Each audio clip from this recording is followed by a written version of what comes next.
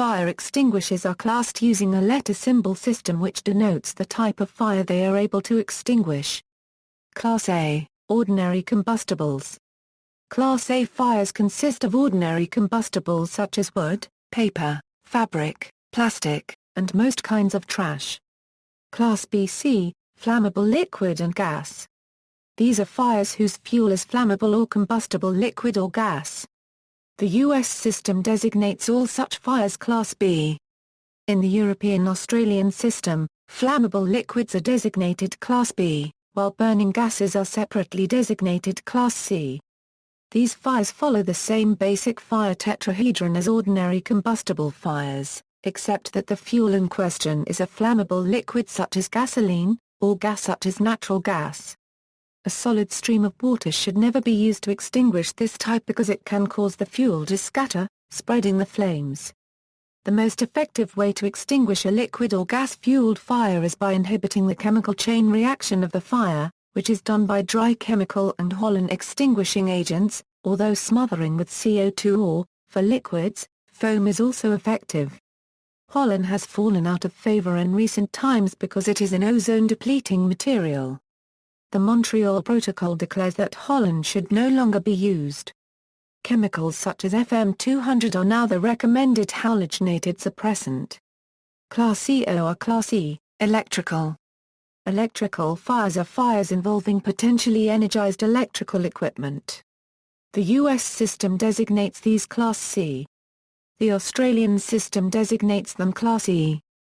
This sort of fire may be caused by short-circuiting machinery or overloaded electrical cables. These fires can be a severe hazard to firefighters using water or other conductive agents. Electricity may be conducted from the fire, through water, to the firefighter's body, and then earth. Electrical shocks have caused many firefighter deaths. Electrical fire may be fought in the same way as an ordinary combustible fire, but water, foam, and other conductive agents are not to be used. While the fire is or possibly could be electrically energized, it can be fought with any extinguishing agent rated for electrical fire. Carbon dioxide CO2, FM200 and dry chemical powder extinguishers such as PKP and even baking soda are especially suited to extinguishing this sort of fire. PKP should be a last resort solution to extinguishing the fire due to its corrosive tendencies. Once electricity is shut off to the equipment involved, it will generally become an ordinary combustible fire.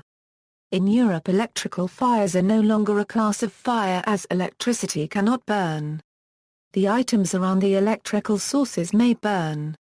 By turning the electrical source off, the fire can be fought by one of the other class of fire extinguishers. Class D, metal. Class D fires consist of combustible metals such as magnesium, potassium, titanium, and zirconium. With the exception of the metals that burn in contact with air or water, masses of combustible metals do not represent unusual fire risks because they have the ability to conduct heat away from hotspots so efficiently that the heat of combustion cannot be maintained. This means that it will require a lot of heat to ignite a mass of combustible metal.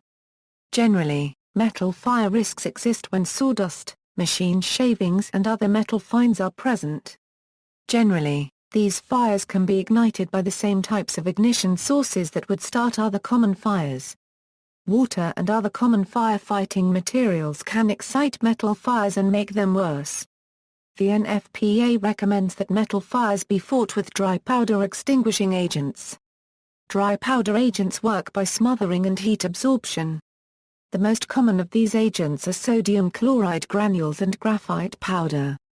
In recent years, powdered copper has also come into use. Some extinguishers are labeled as containing dry chemical extinguishing agents. This may be confused with dry powder. The two are not the same.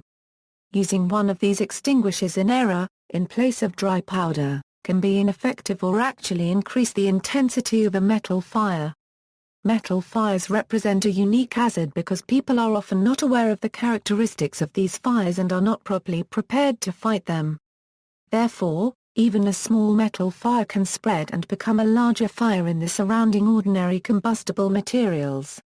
Only dry powder should ever be used to extinguish a metal fire. Class K or Class F, Cooking oils and fats. Class K fires involve unsaturated cooking oils in well-insulated cooking appliances located in commercial kitchens. Fires that involve cooking oils or fats are designated Class K under the American system, and Class F under the European-Australasian systems. Though such fires are technically a subclass of the flammable liquid gas class, the special characteristics of these types of fires, namely the higher flash point, are considered important enough to recognize separately. Water mist can be used to extinguish such fires. Appropriate fire extinguishers may also have hoods over them that help extinguish the fire. See also, fire extinguisher, references. External links, classification of portable fire extinguishers, Occupational Safety and Health Administration, Evacuation Plans and Procedures e-Tool, Occupational Safety and Health Administration, Information on Fire Extinguishers, the Fire Safety Advice Centre, for Fire Extinguishers, Wollongong Extinguisher Service Australia.